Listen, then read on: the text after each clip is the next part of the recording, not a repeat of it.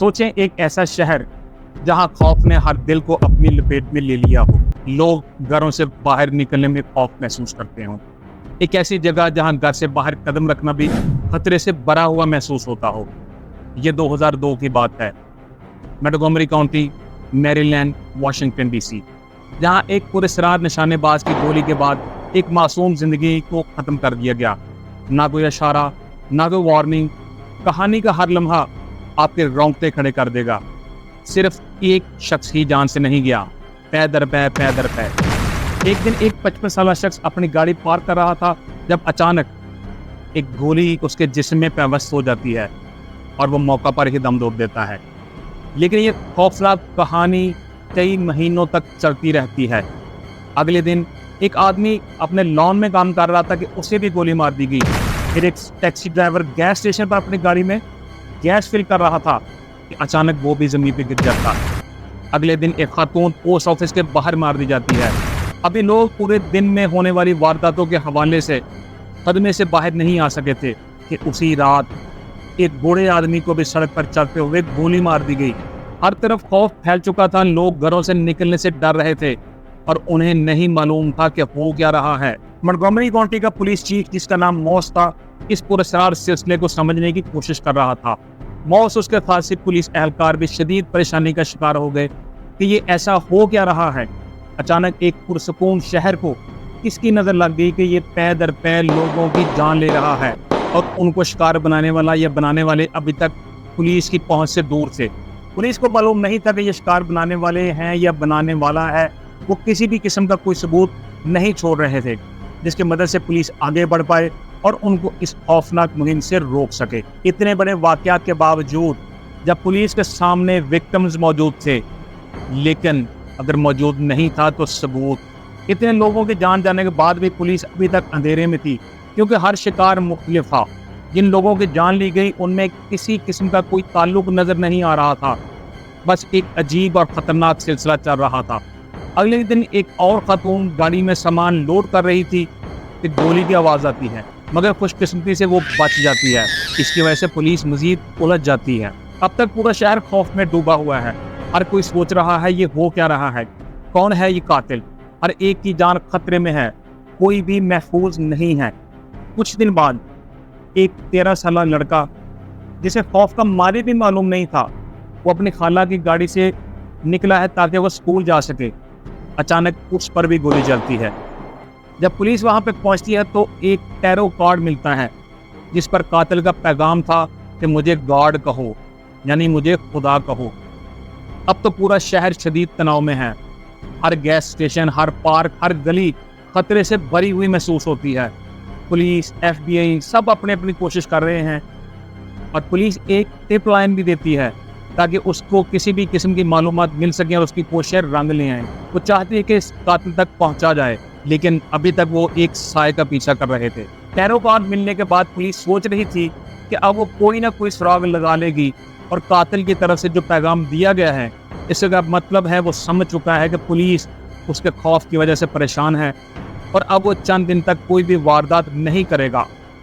لیکن وہ چپ رہنے والا کہاں تھا۔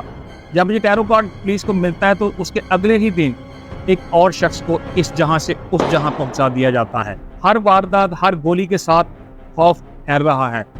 سکولز لاک ڈاؤن ہیں اور والدین بچوں کو گھروں سے باہر نہیں جانے دے رہے، اور کون جائے گا ان حالات میں گھر سے باہر، مطلب اپنی جان سے ہاتھ گنوانے کے مترادف تھا۔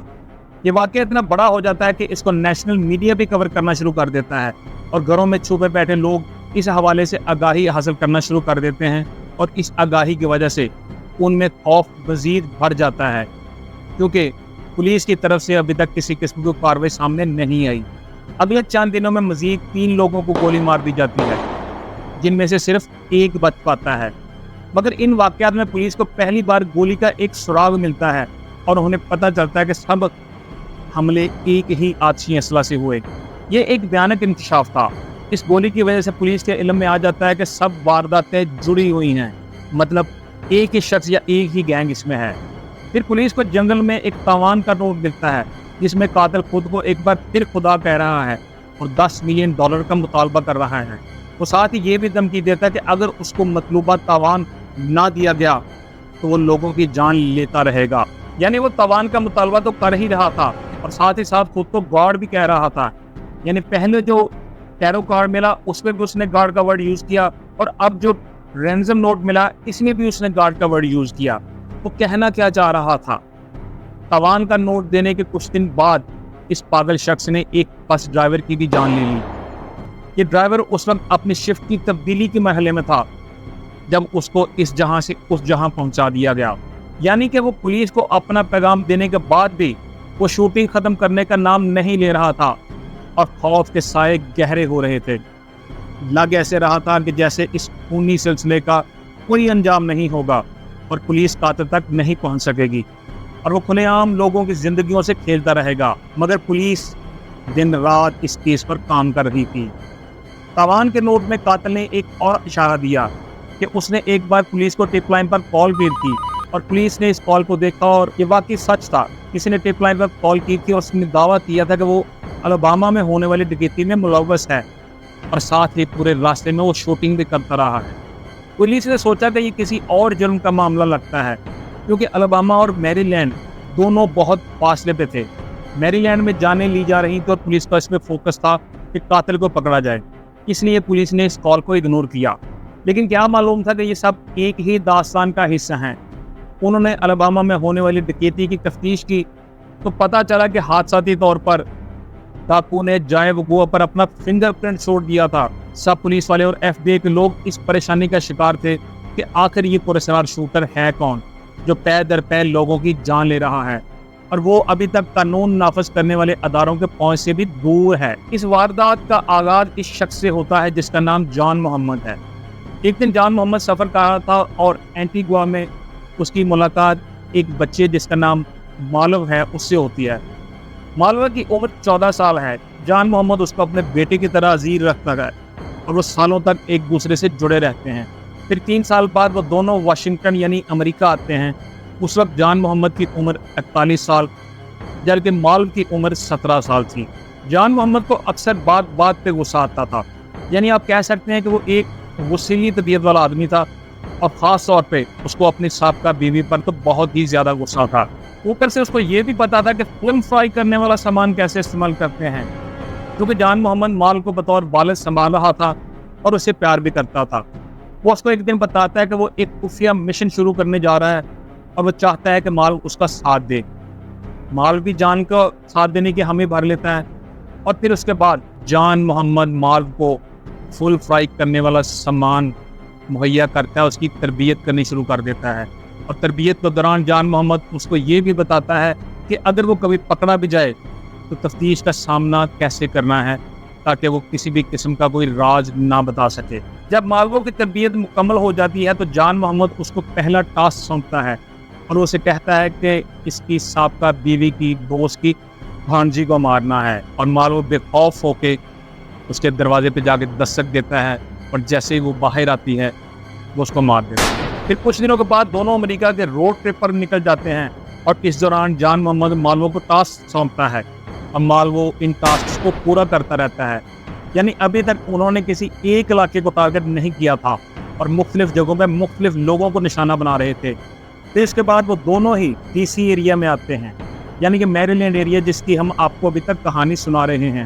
اب یہاں سے ان کی شوٹنگ کی وارداتیں شروع ہوتی ہیں جس پر پولیس پریشان تھی.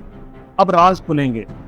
ڈی سی کے علاقے میں پہنچتے ہی وہ نیلے رنگ کی ایک کار خریدتے ہیں اور اس کار میں ایک مخصوص سوراخ کروا لیتے ہیں جو انہیں لوگوں کو نظر آئے بغیر گولی مارنے کی سہولت دیتا تھا. اس کار کی خریداری اس میں موجود اس سوراخ کی وجہ سے میری لینڈ میں لوگوں کو نشانہ بنانے کی مہم کا آغاز ہوتا ہے کیونکہ کار کی بیک سائڈ میں بیٹھ کر وہ لوگوں کو نشانہ بنا رہے تھے اور کسی کی نظر میں بھی نہیں آ رہے تھے کہ گولیاں کہاں سے چل رہی ہیں. لوگ سڑکوں پہ گر رہے تھے لیکن پتہ نہیں تھا کون گرا رہا ہے. لیکن پھر وہ کہتے ہیں نا کہ آپ کتنے بھی شاطر اور چالاک مجرم کیوں نہ ہو قدرت آپ کو پکڑوا ہی دیتی ہے. اور ایسا ہی ان کے کیس میں بھی ہوا کیونکہ پولیس اور ایف بی آئی میری لینڈ کے واقعات کے حوالے سے تفتیش کر رہی تھی. اور جیسا کہ آپ کو اوپر بتایا کہ جب پولیس کو ٹپ لائن پر کال موصول ہوئی جس میں اس نے بتایا تھا کہ الاباما کے لیکوڈ اسٹور پر ہونے والی ڈکیتی میں وہ شامل تھا اور وہاں پر جو فنگر پرنٹ چھوڑا گیا تھا یعنی جو حادثاتی طور پہ اس کا فنگر پرنٹ کسی جگہ پر رہ گیا تھا اس نے ایف بی آئی کی مدد کی. FBI ने उसको जांचा और उस शख्स तक पहुंच गई जिसका वो फिंगरप्रिंट था। आप ये जान के हैरान हो जाएंगे कि उस डकैती में जो FBI को फिंगरप्रिंट मिला वो मालवो का था। पुलिस इसको जान मोहम्मद के साथ जोड़ती है ताकि तफ्तीश का दायरा आगे बढ़ाया जाए। फिर वो जान मोहम्मद की नीली कैप्रेस कार जो है उसकी भी तफ्तीश करते हैं। उनके इल्म में आता है कि हाल ही में कोई कार खरीदी गई है और फिर ये मालूमात मीडिया पर जारी कर दी जाती हैं कि पुलिस को ये नीली कार मतलूब है, यानी कि अब पुलिस के नोटिस में आ चुका था कि उनको करना क्या है। अभी तक उनके नोटिस में 2 लोग आ चुके थे। पुलिस अब तफ्तीश के मामला में अंधेरों से उजालों की तरफ आ चुकी थी और उम्मीद पैदा हो गई थी कि अब शहर का अमन जल्द ही वापस लौट आएगा। चंद दिन बाद पुलिस को इत्तला मिलती है कि वो एक कार जिसकी वो तलाश कर रही थी वो एक आरामगाह पर खड़ी है और दोनों उस कार में सो रहे हैं। आखिरकार 1 महीने की दहशत के बाद खौफ का ये तूफान थम जाता है। पुलिस बड़ी होशियारी से जान मोहम्मद को दबोच लेती है और साथ ही मालवो भी गिरफ्त में आ जाता है। उनकी आंखों में मायूसी और शिकस्त का रंग होता है, जैसे कि वो जानते हैं कि ये कहानी इख्तिताम को पहुंच चुकी है। अब इंसाफ की दीवारें गरजती हैं। मालवो को उम्र कैद की सजा दी जाती है जबकि जान मोहम्मद को मौत की सजा सुनाई जाती है। इसके साथ ही एक ऐसा बाब बंद होता है जो खौफ और तबाही से भरा हुआ था, मगर रहती दुनिया तक उनकी दहशत की ये दास्तान DC के लोगों के दिलों में लर्जा बन के रहेगी। यानी एक शख्स को जिसको सिर्फ अपनी साबका बीवी पे गुस्सा था, उसने अपना गुस्सा निकालने के लिए, अपने बदले की आग को ठंडा करने के लिए कितने घरों को उजाड़ा, कितने खानदानों को डिस्टर्ब किया, कितने स्कूल्स, कॉलेजेस, ग्राउंड्स वीरान किए। खुद पे काबू रखना सीखें।